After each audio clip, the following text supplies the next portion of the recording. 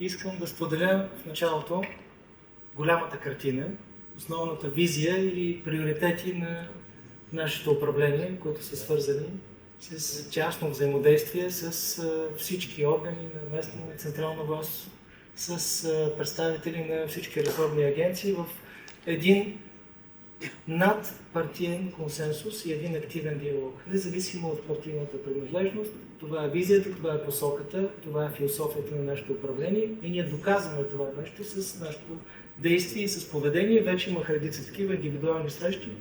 В зависимост от контекста, бяхме в Шумен, Стара Загора, на Велико Търново, да не изглеждам сега всички представители на местната власт, но такъв диалог вече е факт. Това е една нова философия, една нова посока от лидерството на премиера Радев.